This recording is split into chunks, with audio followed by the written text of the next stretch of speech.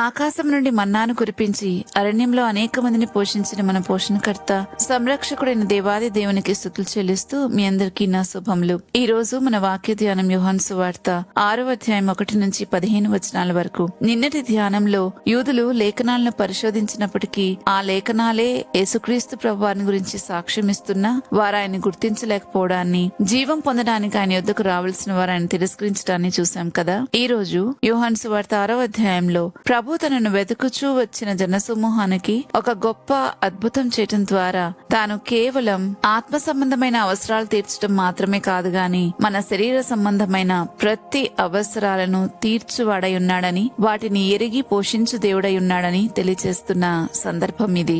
ఈ వాక్య భాగంలో 5 రొట్టెలు 2 చిన్న చేపలతో 5,000 మంది కంటే ఎక్కువ మందిని పోషించి తృప్తిపరిచిన అద్భుతాన్ని చూడబోతున్నాం. వారు తృప్తిగా తిన్న తర్వాత అని రాయబడింది 12వ వచనంలో. ఈ సంఘటన కేవలం ఆకలితో ఉన్న ప్రజలకు ఆహారం పెట్టిన అద్భుతం మాత్రమే కాదు గాని పాత నిబంధనల అరణ్యంలో మన్నానిచ్చిన దేవుడే ఇప్పుడు మానవ రూపంలో వారి మధ్య ఉన్నాడనే గొప్ప సత్యాన్ని వారికి తెలియచేసే సందర్భం ఇది. కేవలం ఎంతో కొంత ఇచ్చి ఊరుకోలేదు కానీ వారు తృప్తిగా తిని ఇంకా మిగిల్చే అంతగా వారికి వడ్డించబడ్డాయి. ప్రజలు ఎక్కువ సంఖ్యలో ప్రభుని వెంబడించారు. ఎందుకంటే ఆయన చేసిన స్వస్థతలు, అద్భుతాలని చూసి ఆయన ఎక్కడుంటే అక్కడికి వచ్చేశారు. అయితే ప్రభు వారి అవసరాన్ని వారు అడగక ముందే గ్రహించారు. ఫిలిప్పుతో అంటున్నారు, వీరు భుజించుటకు ఎక్కడి నుండి రొట్టెలు కొని తెప్పింతుమని. అయితే ఈ ప్రశ్న ప్రభు ఫిలిప్పును అడిగింది ఫిలిప్పును పరీక్షించడానికే గాని ప్రభువుకి తెలియక కాదు. ఎందుకంటే 6వ వచనంలో ఏమి చేనై ఉండెనో తానే ఎరిగి ఉండి అతన్ని పరీక్షించుటకు అలాగడిగెను అని రాయబడింది.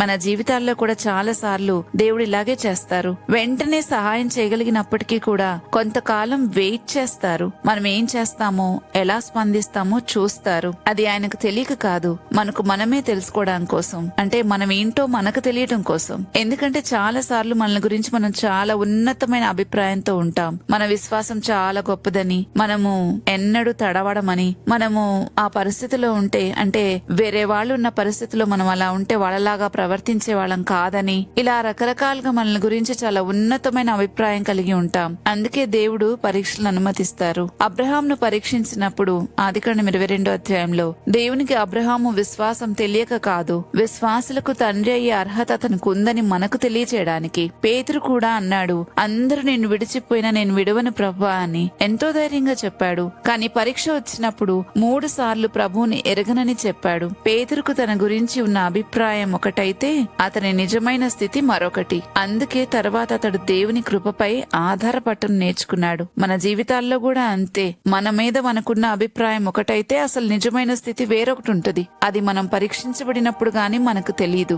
అందుకే దేవుడు మన జీవితాల్లో పరీక్షలను అనుమతిస్తారు. ఇంకా చాలా సార్లు మనం కూడా ఎవరిదైనా తప్పు చూసినప్పుడు లేదా ఎవరో శోధనలో పడినప్పుడు నేనైతే అలా చేయనని త్వరగా తీర్పు తీర్చేస్తుంటాం. కానీ అదే పరిస్థితి మనకొస్తే మనం ఎలా ప్రవర్తిస్తామో మనకే తెలియదు. అందుకే కొరింథీయులకు రాసిన మొదటి పత్రిక 10వ అధ్యాయం 12వ వచనంలో రాయబడింది, తాము నిలుచున్నామని తలంచుకున్నవాడు పడకుండా జాగ్రత్త పడవలను అని. దేవుడు అనుమతించే పరీక్షలు మన బలాన్ని చూపించడానికి కాదు, మన బలహీనతను తెలియచేసి ఆయన కృపపై ఆధారపడేలా చేయడానికి. కాబట్టి పరీక్షలు వచ్చినప్పుడు దేవుడు నన్ను ఎందుకు ఇలా అనుమతిస్తున్నాడు అని ప్రశ్నించుకోకుండా, ప్రభువా ఈ పరిస్థితి ద్వారా నాలో ఏం చూపించదలుచుకున్నావు అని అడగగలిగినట్లు అయితే గనక నిజంగా మనం సత్యాన్ని తెలుసుకోగలుగుతాం. నిజాయితీగా మన గురించి మనకు అర్థమవుతుంది. ఇక్కడ ఫిలిప్పుతో కూడా ప్రభు అదే అంటున్నారు. ఆయనకి ఏం చేయాలో తెలుసుండి కూడా ఫిలిప్పును అడుగుతున్నారు. అయితే ఫిలిప్పుకు తన పరిమితి తెలిసింది. గబగబా లెక్కలేసేశాడు. 7వ వచనంలో చూస్తాం,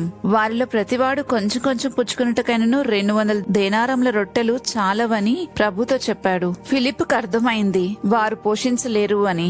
మనం కూడా మన అసమర్థత తెలిసినప్పుడు మాత్రమే నిజంగా దేవుని కృప మీద ఆధారపడగలుగుతాం. ఇంకా తర్వాత వచనాలు చూసినట్లయితే ఆంద్రియ ఒక చిన్నవాని దగ్గర నుంచి 5 రొట్టెలు 2 చేపలను తీసుకుని వచ్చి ప్రభువుకి ఇచ్చారు. అవి 1000 మందికి ఏమాత్రం సరిపోవు, కానీ అవి ప్రభు చేతిలో పెట్టాడు కాబట్టి అవి సమృద్ధిగా మారాయి. మన జీవితాల్లో కూడా అంతే. మనకు ఉన్నది చిన్నదిగా కనిపించొచ్చు, చిన్న విశ్వాసం, కొద్దిపాటి సామర్థ్యం మాత్రమే, కొద్దిపాటి వనరులు, కానీ అవి ప్రభు చేతిలో పెట్టినప్పుడు మాత్రమే అనేకులకు ఆశీర్వాదంగా మారగలవు. ప్రభువు కృతజ్ఞతాస్తుతులు చెల్లించి రొట్టెలను పంచగా అందరూ తృప్తిగా భోజనం చేశారు. అయితే ఇక్కడ ఉన్నదంతా తెచ్చి దేవుని చేతికి అప్పగించాలా అనే ఆలోచన ఆలోచన మనలో ఎవరికైనా వస్తే దానికి సమాధానం ఏంటంటే, ప్రభు చేతికి అప్పగించటం అంటే ప్రభు చెప్పినట్లుగా వాడటం వాటిని. దాని గురించి నేను వివరిస్తున్నాను. ప్రభు చెప్పినట్లుగా వాటిని, మన దగ్గర ఉన్న సామర్థ్యాన్ని, మనకున్న వనరులను, మనకున్న కొద్దిపాటి సామర్థ్యాన్ని ఆయన చెప్పినట్లుగా, ఆయన చిత్తానుసారంగా మనం వాడగలిగినట్లయితే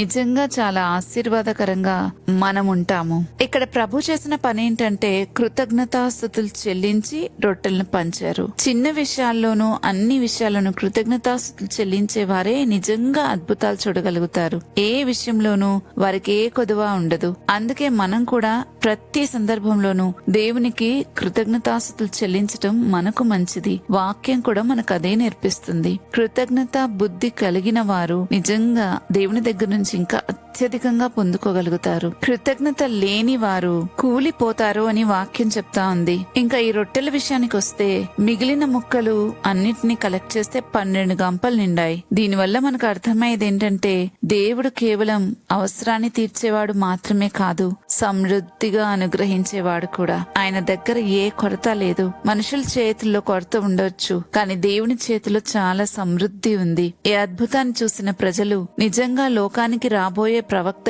ఈయనే అని అన్నారు. ఈ విషయాన్ని 14వ వచనంలో మనం చూస్తాం.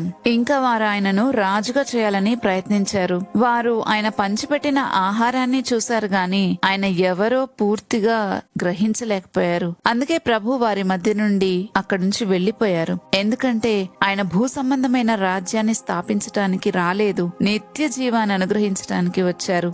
దేవుని రాజ్యాన్ని స్థాపించడానికి వచ్చారు. అది ఆత్మ సంబంధమైన రాజ్యం అని ప్రభు చాలా చోట్ల చెప్పడం మనం గమనించాం. కాబట్టి ఈ వాక్య భాగం ద్వారా గుర్తించవలసిన విషయం ఏంటంటే, మన అవసరాలన్నీ ప్రభు తెలుసు. మన దగ్గర ఉన్నది చిన్నదైనా మనము ఆయన చిత్తానుసారంగా దాన్ని వాడినప్పుడు, ఆయన చేతిలో పెట్టినప్పుడు దాన్ని ఆయన సమృద్ధిగా దీవించగలడు. అరణ్యంలో మన్నాతో పోషించిన దేవుడే, 5 రొట్టెలతో 1000 మందిని తృప్తిపరిచిన దేవుడే నేడు కూడా తన పిల్లల అవసరాలను ఎరిగి సమయానుకూలంగా సమకూర్చగల సమర్థుడైన దేవుడై ఉన్నాడు. అందుచేత మనకున్న కొరతలను చూసి భయపడకుండా మన దగ్గర ఉన్నదంతా ప్రభు చేతిలో ఉంచి విశ్వాసంతో నడుద్దాం. ఎల్లప్పుడూ కృతజ్ఞత కలిగిన వారమై బ్రతుకుదాం. ఆయనే మన పోషకుడు, సంరక్షకుడు, సమృద్ధిగా అన్నింటినీ అనుగ్రహించేవాడని గుర్తించి ఆయన మీద ఆధారపడదాం. ఆయన కృపను వేడుకుందాం.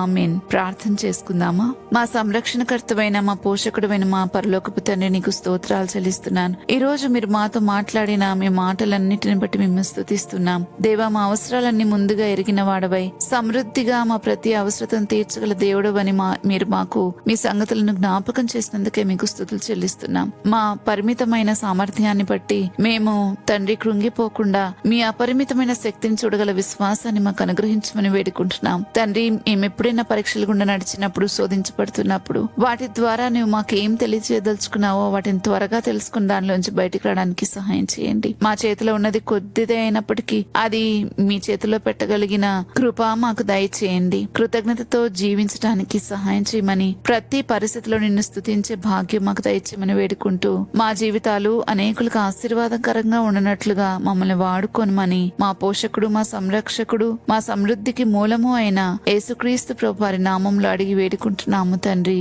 ఆమెన్. రేపటి ధ్యానంలో మరలా తిరిగి కలుద్దాం. అంతవరకు దేవుని కృప మనందరికీ తోడైనను గాక. ఆమెన్.